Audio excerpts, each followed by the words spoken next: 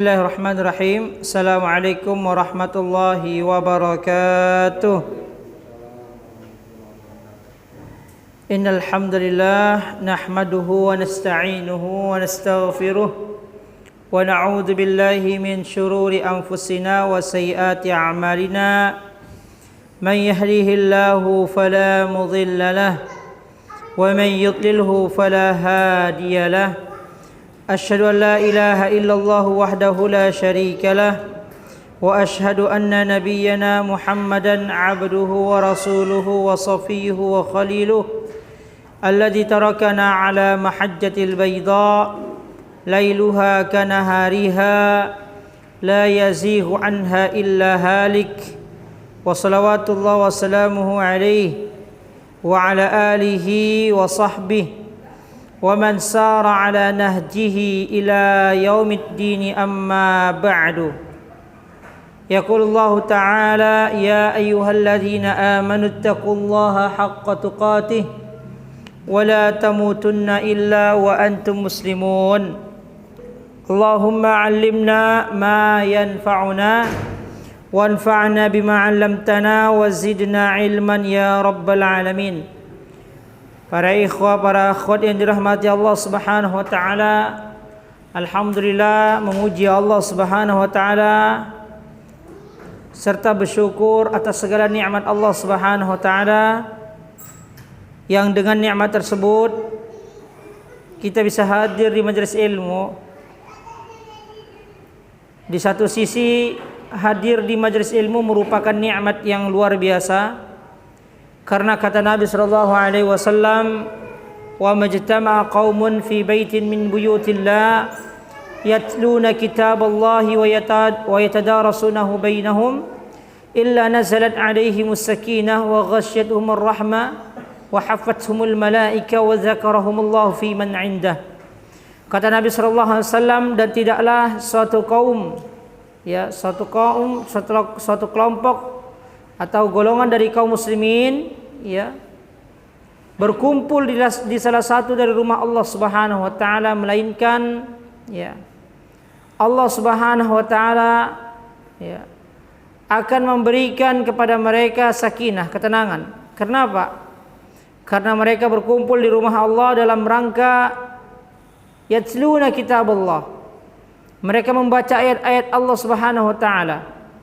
Tidak hanya membaca tetapi juga mereka mempelajari ayat-ayat Allah Subhanahu wa taala. Maka dengan sebab itu turunlah ketenangan. Bahkan manusia yang kumpul di salah satu dari rumah Allah untuk hal tersebut, Allah Subhanahu wa taala akan liputi dengan rahmatnya. Tidak sampai di situ, Allah Subhanahu wa taala akan turunkan malaikatnya untuk menaungi orang-orang yang hadir di majelis ilmu. Tidak sampai di situ, bahkan Allah Subhanahu wa taala akan menyebut-nyebut, akan membangga-banggakan nama-nama mereka yang sedang bermajlis ilmu di hadapan para malaikatnya. Maka 4 keutamaan sekaligus Allah Subhanahu wa taala akan berikan kepada mereka yang duduk di majelis ilmu, dan itu baru di hadis itu saja. Belum lagi hadis yang lain di mana Nabi sallallahu alaihi wasallam pernah mengatakan bahwa para malaikat Allah akan turun ke bumi dan mereka akan menelusuri jalan-jalan manusia untuk mencari di mana majlis ilmu. Maka kemudian ketika salah seorang dari malaikat mendapatkan majlis ilmu, maka mereka mengajak para malaikat lainnya untuk hadir, halumma, datang kemari ke tempat di mana kalian mencari orang-orang yang sedang bermajlis ilmu. Belum lagi hadis Nabi sallallahu alaihi wasallam bahwa sesungguhnya apa yang ada di langit dan di bumi, bahkan apa yang ada di dalam lautan, la yastaghfiru lahu li talibil ilmi. Mereka benar-benar memohon ampunan kepada Allah Subhanahu wa taala untuk para penuntut ilmu. Padahal tidak ada hubungannya kita dengan hewan lautan, tetapi Nabi sallallahu alaihi wasallam mengatakan hewan-hewan yang berada di dalam laut meminta ampunan kepada Allah Subhanahu wa taala untuk orang-orang yang sedang bermajelis ilmu. Ini baru di beberapa hadis, dan banyak sekali hadis lainnya yang menyebutkan tentang pentingnya menuntut ilmu dan istimewanya orang-orang yang sedang bermajelis ilmu. Maka jika kita tidak termotivasi dengan hadis-hadis Nabi sallallahu alaihi wasallam, ya, maka dengan apa lagi kita termotivasi untuk hadir di majelis ilmu? Para ikhwah, para akhwat Allah Subhanahu wa taala. Karena dengan hadir di majelis ilmu lah kita akan mendapatkan ilmu. Karena di majelis ilmu lah, ya, bersihnya hati kita. Maka, ya, kita menghimbau kepada seluruh, ya, kaum muslimin yang mendapati apapun, ya, pengumuman, ya, terkait majelis ilmu, maka datanglah. Karena insyaallah datang ke majelis ilmu akan mendapatkan manfaat yang luar biasa. Salawat dan salam kepada Nabi Muhammad sallallahu alaihi wasallam. Semoga kita berusaha terus mempelajari yang datang dari Nabi kita sallallahu alaihi wasallam. Ya. Karena itu yang tersisa dari kita, dari perjuangan kita, itu yang tersisa. Kita tidak lagi disuruh untuk mengangkat senjata, mengasah pedang. Kita tidak disuruh lagi untuk merawat kuda-kuda untuk kita tunggangi, untuk kita keluar di medan perang. Ya. Kita juga tidak dipaksa untuk tidak diharuskan dan juga tidak diminta untuk mengeluarkan harta kita untuk jihad di jalan Allah Subhanahu wa taala sebagaimana para sahabat kita, sebagaimana para sahabat Nabi sallallahu alaihi wasallam. Maka yang tersisa adalah kita berusaha mempelajari apa yang datang dari Nabi sallallahu alaihi wasallam, dari para sahabatnya yang mulia. Kemudian kita mengamalkan sebaik mungkin dari apa yang telah kita pelajari. Para ikhwan Allah Subhanahu wa taala, ya, pada kesempatan yang baik ini insyaallah kita akan mengutip sedikit demi sedikit, ya, faidah dari buku yang ditulis oleh Syekh Abdul Razak, ya, bin Abdul Muhsin Al-Badr hafizahumullah taala, ya, yaitu kitab beliau Ahadis, ya, Ahadis Islahil Qulub, hadis-hadis yang berkaitan dengan perbaikan hati. Para ikhwan dan rahmat Allah Subhanahu wa taala, ketahuilah tuntutan syariat kita itu tidak hanya pada perkara ibadah zahir. Tuntutan syariat kita itu tidak hanya pada perbaikan amal zahir. Ya, tuntutan syariat juga bahkan tidak pada perkara duniawi, ya. Karena memang ekonomi kita harus baik memang. Ya. Kita dituntut untuk memperbaiki ekonomi, itu memang ada anjuran untuk kita memperbaiki diri kita dari segi ekonomi. Namun jauh dari itu, para ikhwan Allah Subhanahu wa taala, lebih dari itu, yang paling ditekankan oleh syariat kita, muradus syari' wa qasdus syari', tujuan syariat dan yang diinginkan syariat adalah kita selalu memperbaiki hatinya. Ya. Kita selalu memperbaiki hati. Karena dengan baiknya hati ini akan menjadi kesyukuran nanti ketika kita sudah, ya, dimasukkan Allah Subhanahu wa taala ke dalam surga. Ya. Perbaikan hati atau baiknya hati atau usaha kita memperbaiki hati atau hidayah Allah Subhanahu wa taala yang dengan hidayah tersebut baiknya hati kita, itu akan menjadi kesyukuran yang luar biasa. Sebagaimana firman Allah Subhanahu wa taala dalam surah Al-A'raf ayat 3 ayat 43, Allah Subhanahu wa taala berfirman, "Wa naza'na ma fi sudurihim min ghil tajri min tahtihimul anhar wa qalu alhamdulillahi alladhi hadana li hadha wa ma kunna linahtadiya laula an hadanallah." Dan kami mencabut rasa dendam dan kami mencabut penyakit hati dari dalam dada-dada mereka. Di bawahnya mengalir sungai-sungai. Mereka berkata, segala puji bagi Allah yang telah menunjukkan kami ke surga ini. Kami tidak akan mendapatkan petunjuk sekiranya Allah tidak menunjukkan kami. Maka menjadi kesyukuran yang luar biasa ketika apa? Ketika hati kita diperbaiki oleh Allah Subhanahu wa taala, atau kita berusaha untuk memperbaiki diri kita. Bahkan dalam ayat yang lain pada surah Al-Hijr ayat 47, Allah Subhanahu wa taala berfirman, "Wa naza'na ma fi sudurihim min ghil ikhwanan ala sururim mutaqabilin." Allah mengatakan, dan kami lenyapkan segala rasa dendam, rasa penyakit hati yang ada di dalam hati mereka. Mereka merasa bersaudara, duduk berhadap-hadapan di atas dipan-dipan di surga. Kaum muslimin yang dirahmati Allah Subhanahu wa taala, maka memperbaiki hati dari sifat-sifat yang buruk yang Allah Subhanahu wa taala akan ancam mereka yang mempertahankan sifat buruk itu di dalam hati mereka. Di mana seperti hasad, Nabi kita sallallahu alaihi wasallam mengatakan iyyakumul hasad fa innal hasada ya'kulul hasanat. Naudzubillah. Hati-hati terhadap hasad, dengki, iri hati. Karena karena iri hati dapat memakan banyak kebaikan. Para ulama menjelaskan kebaikan apa yang dimaksudkan, yang dimakan itu, yang dihabiskan itu. Ternyata bukan hanya kebaikan diri dia. Artinya bukan pahala saja yang akan dihabisi, tetapi kebaikan yang ada pada diri orang lain yang kita pandang itu habis, nggak ada. Seakan orang itu nggak punya kebaikan. Itulah hasad itu.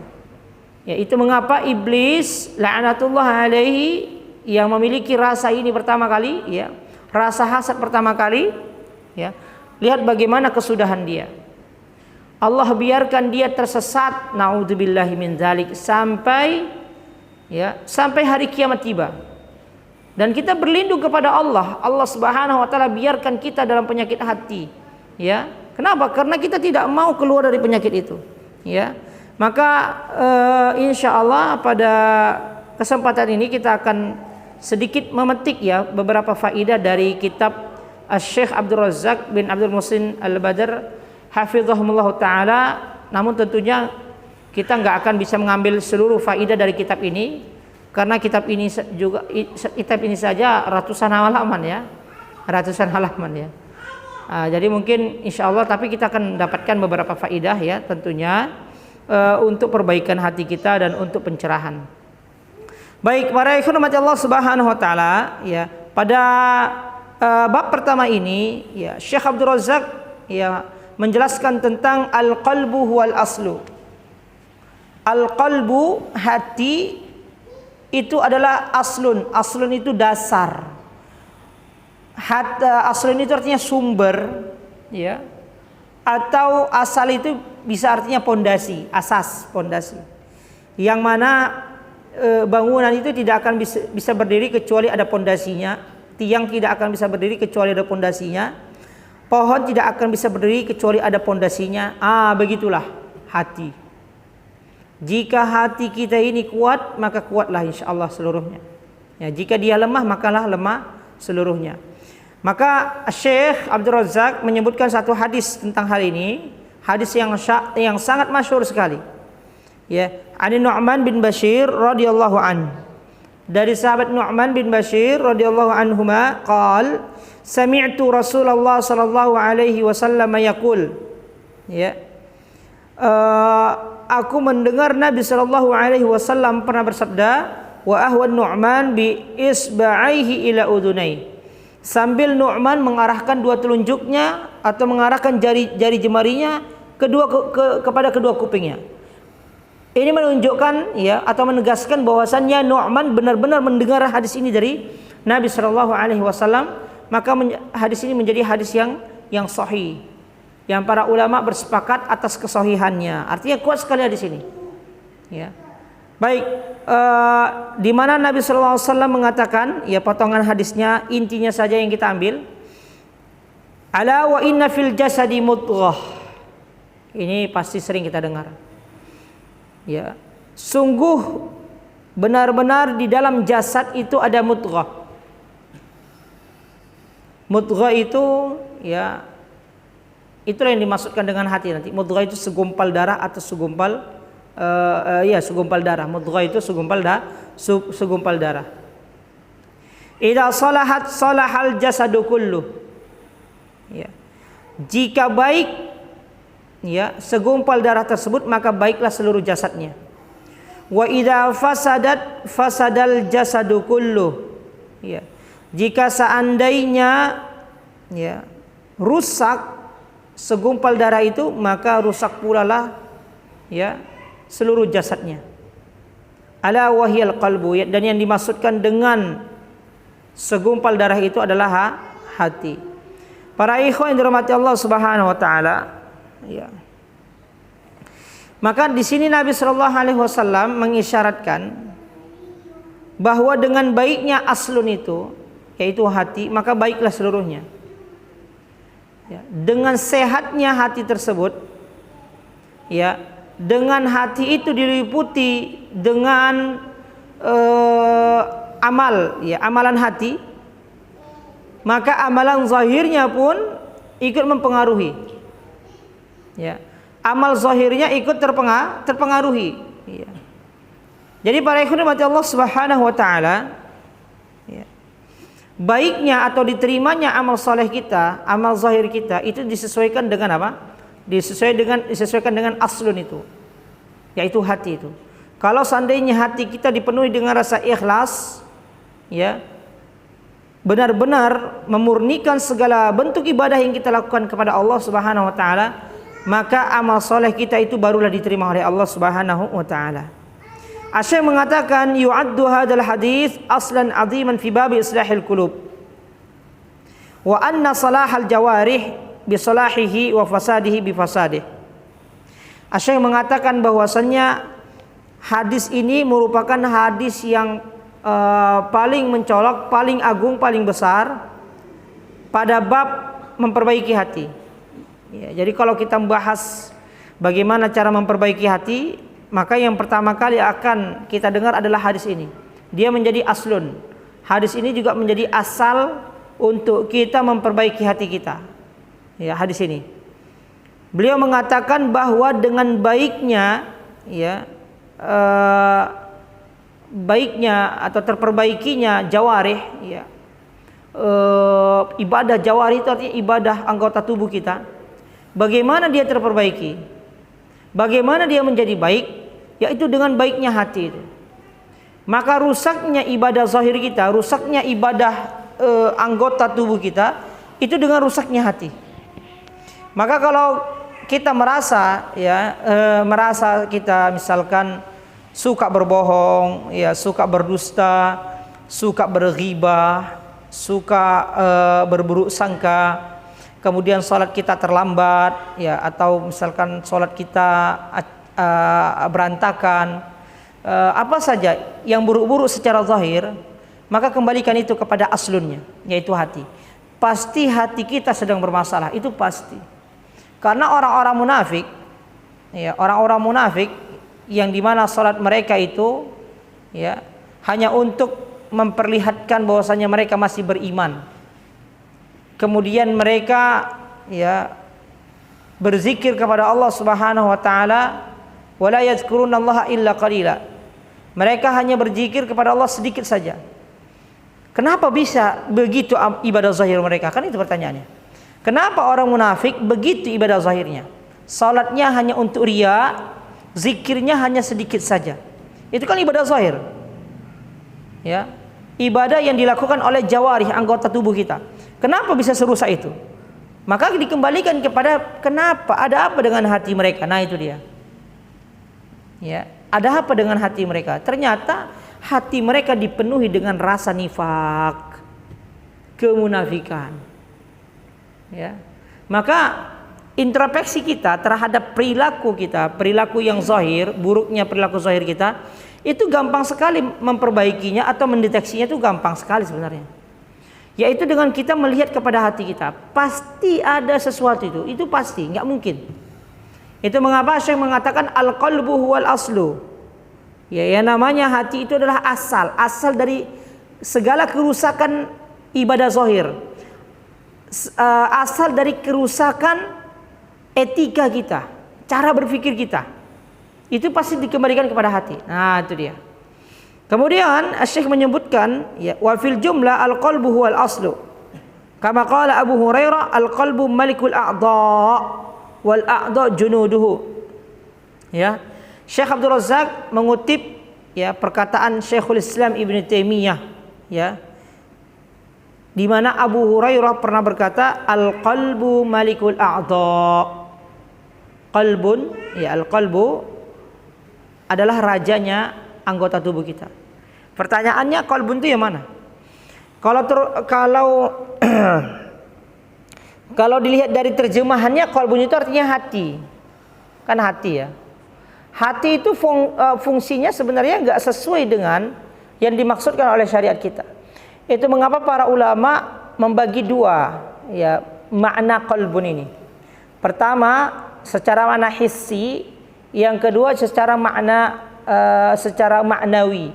Hissi itu artinya dia merupakan bagian dari organ tubuh kita. Nah, organ tubuh yang mana itu qalbun itu? Ternyata para ikhwan dan rahmat Allah Subhanahu wa taala, yang dimaksudkan qalbun kalau dia secara hissi ternyata jantung. Bukan hati.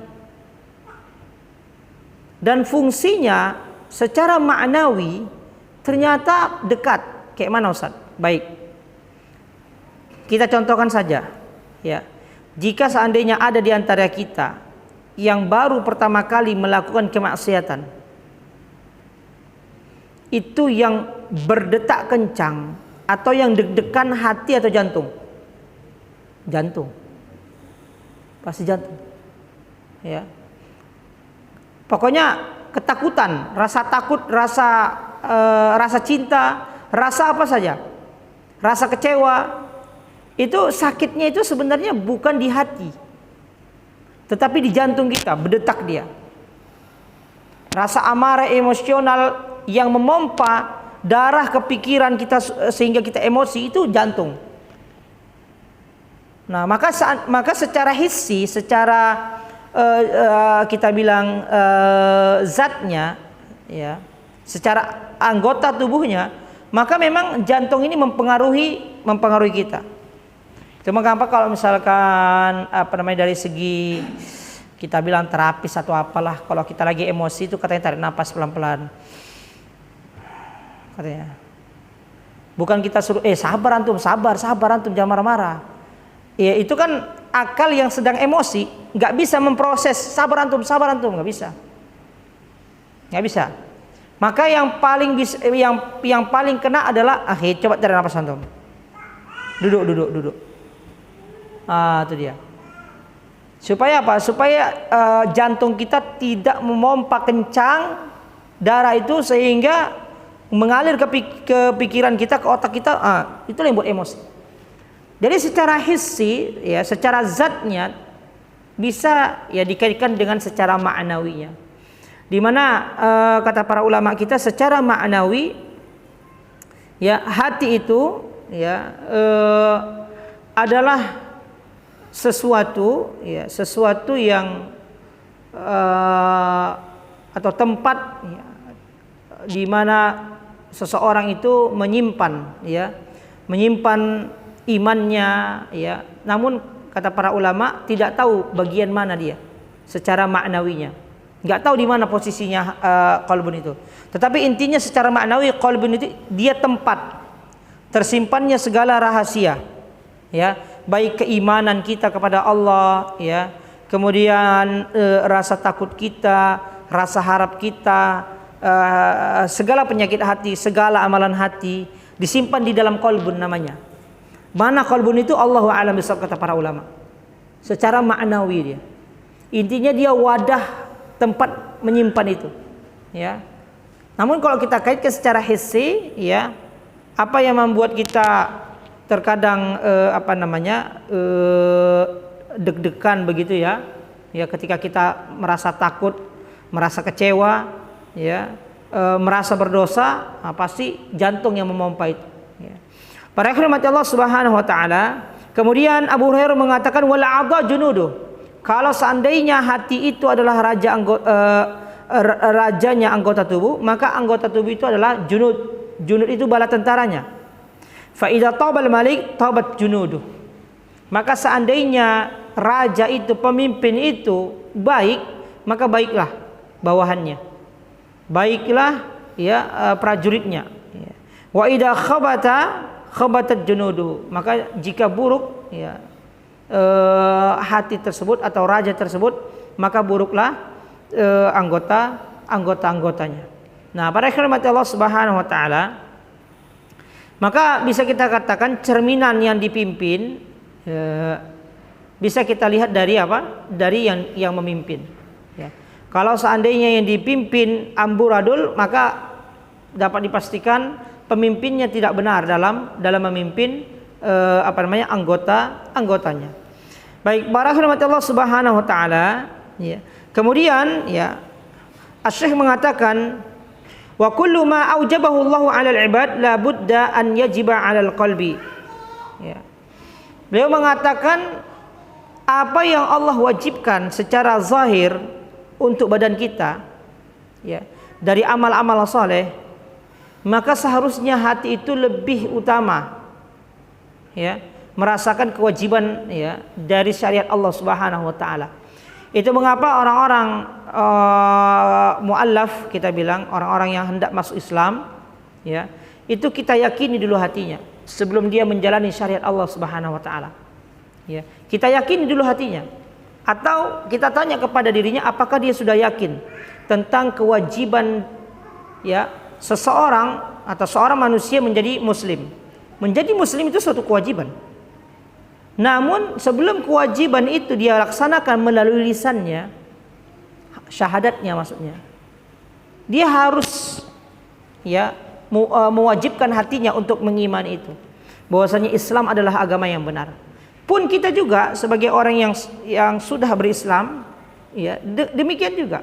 Ketika hati kita merasa salat itu wajib, maka tentunya jawarih kita, anggota badan kita akan melaksanakan itu, ya, dan tidak akan meremehkan perkara-perkara itu. Dan jawarih kita, ya, kita tuntut untuk khusyuk dalam melaksanakan salat. Itu mengapa ketika seorang salat dan dia tidak mendapatkan kekhusyuan, ketahuilah itu pasti dari hatinya, itu pasti. Hatinya masih sibuk memikirkan dunia, sehingga sholatnya tidak khusyuk, itu dia pasti. Ya. Kemudian ketika dia berpuasa di bulan Ramadan, ya, dia tetap saja, ya, lisannya berkata yang buruk, ya. Padahal dia sedang berpuasa, itu pasti dikembalikan kepada hatinya, ya. Semuanya ketika kita berpuasa, ya, diwajibkan untuk menjaga, tetapi hatinya tidak terjaga, maka hati itu akan merangsang pikiran kita untuk tetap melakukan keburukan. Itu mengapa Syekh mengatakan al-qalbu huwal aslu. Hati itu dah asalnya. Kalau seandainya asalnya buruk, maka buruklah dia. Maka kita kembalikan semua urusan yang kita lakukan, baik buruknya itu kepada hati kita.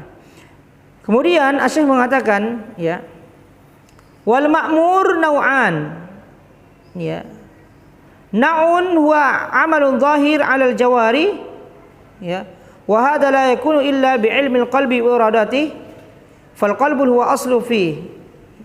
Asy-Syaikh mengatakan, ya, dalam kehidupan kita ini ada dua macam yang diperintahkan.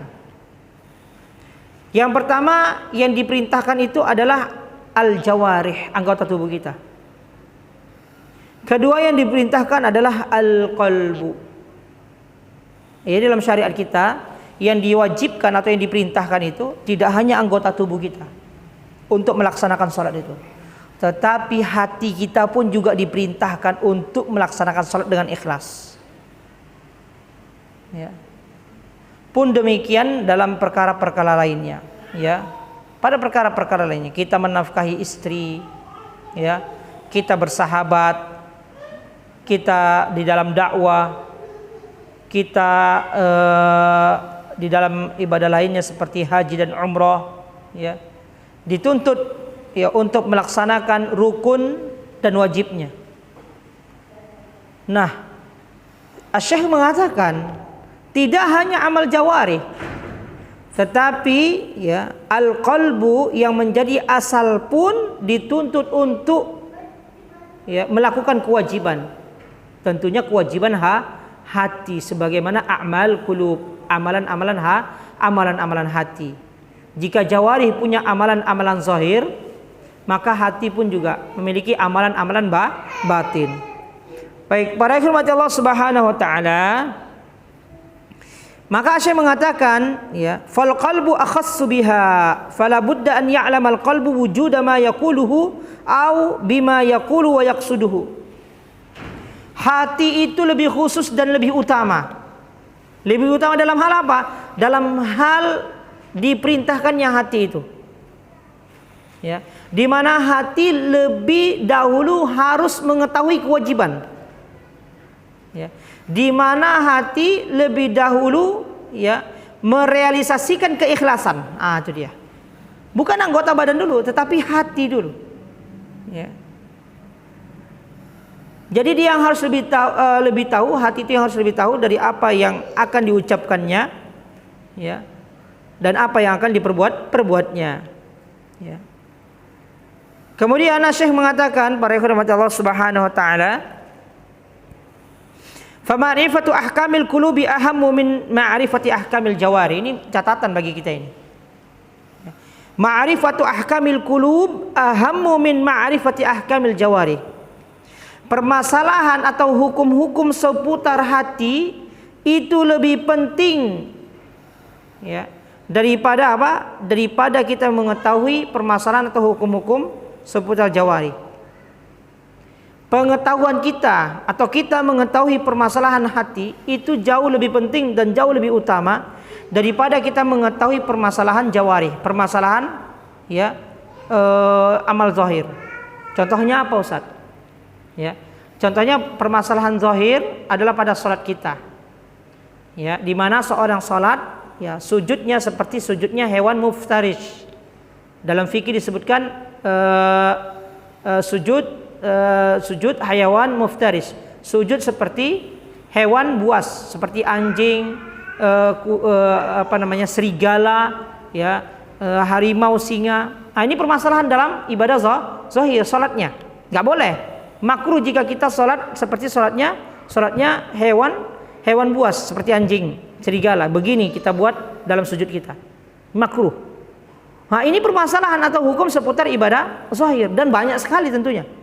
Tetapi permasalahan hati dan hukumnya itu jauh lebih penting untuk kita perbaiki dan untuk kita ketahui. Dan selalu kita terus mengkaji itu.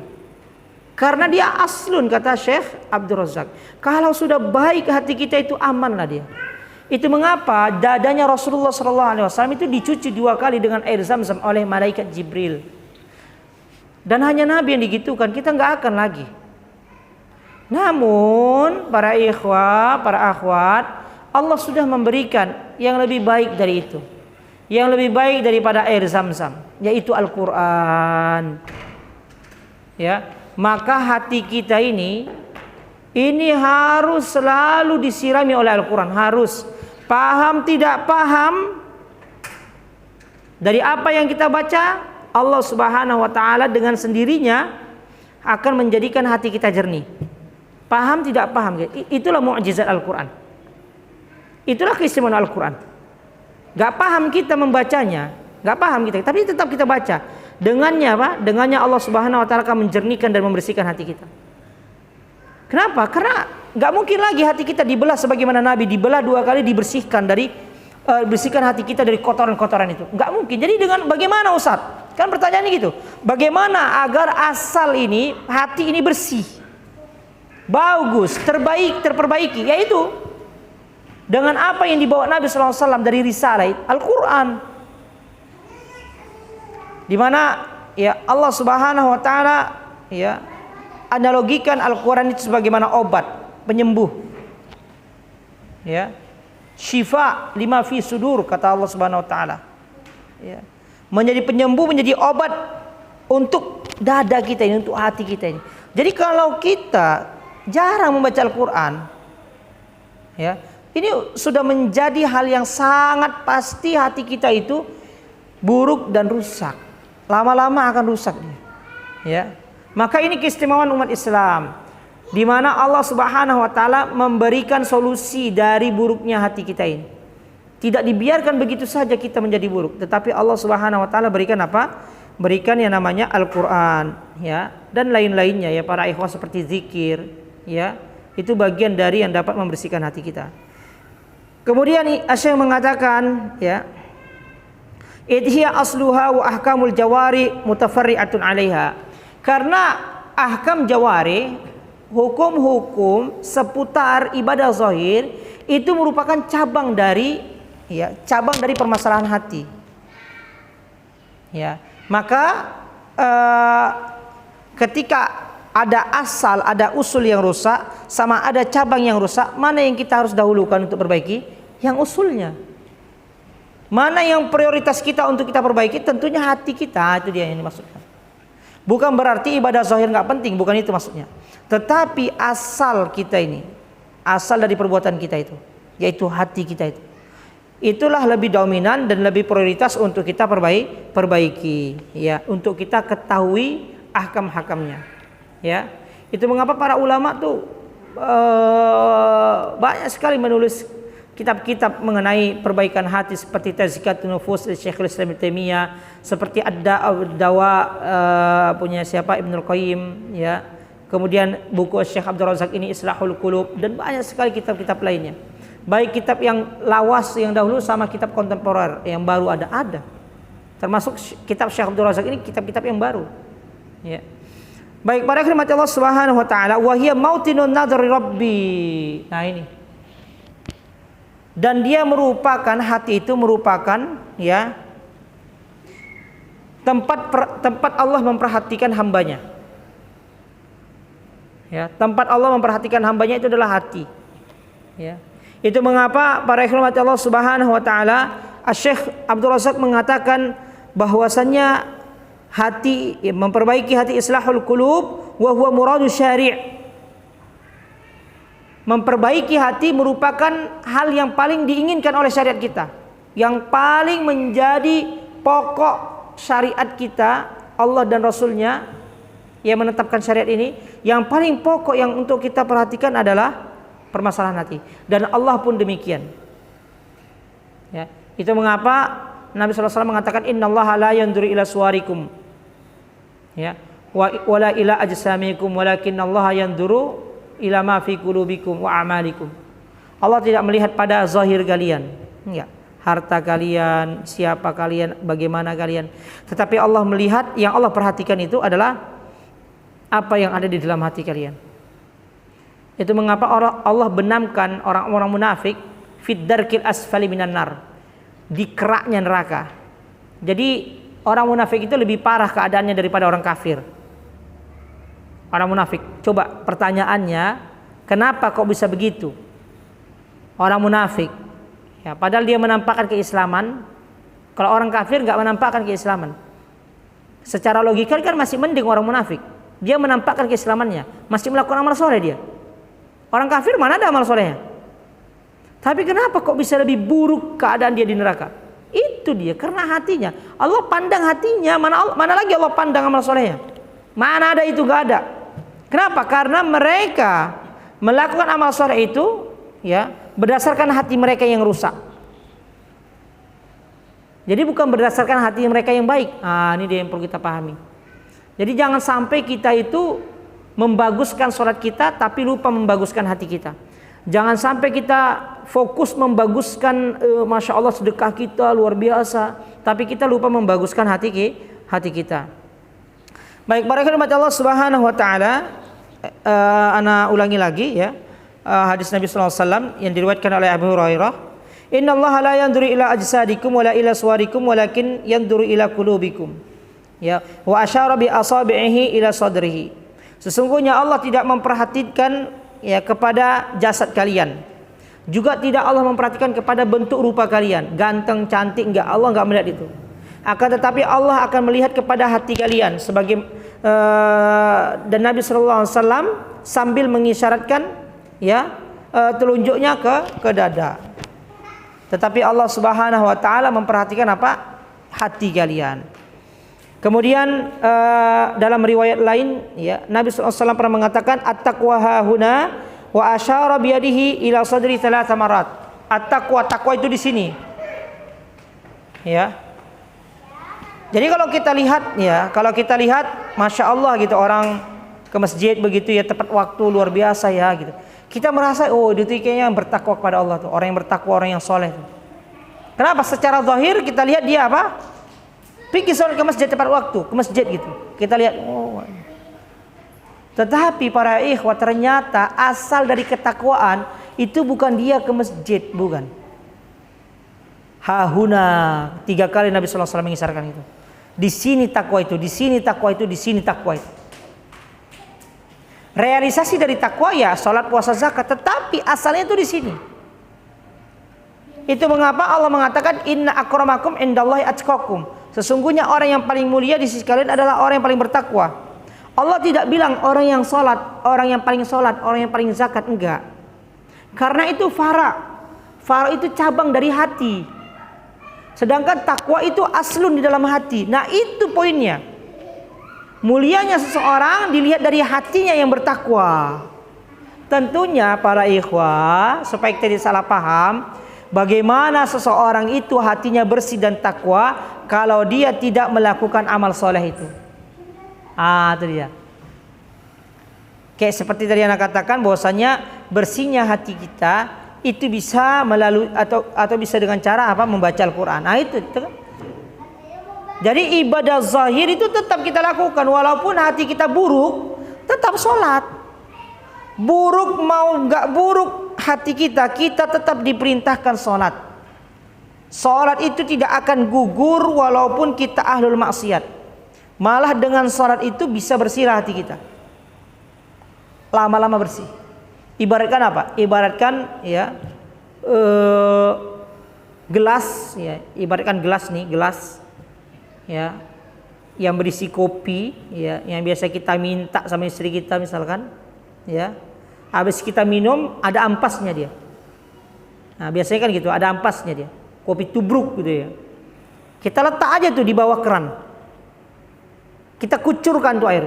Lihat bagaimana reaksi ya hampas itu, keluar dia. Kita kucurkan. Kan penuh, lama-lama penuh, keluar dia itu. Sap. Lama-lama bening itu. Lama-lama bersih dia. Paling tinggal sikit-sikit aja. Jadi walaupun hati kita buruk, ya, tetap, ya namanya kewajiban sholat tetap kita lakukan. Karena dengan itu juga Allah Subhanahu Wa Taala akan memberikan kita taufik bersihnya hati kita. Baik para ikhwan Allah Subhanahu Wa Taala, ya. Kemudian Syekh mengatakan, ya, ini Syekh selalu mengatakan ini ya.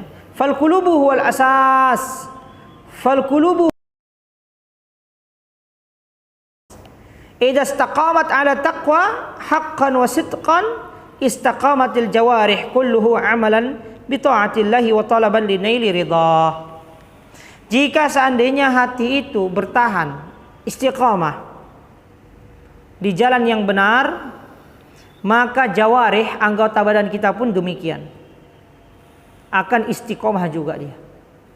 Nah, maka kalau seandainya hati kalau misalkan kita futur, itu pasti yang lebih dahulu futur hati. Itu pasti itu.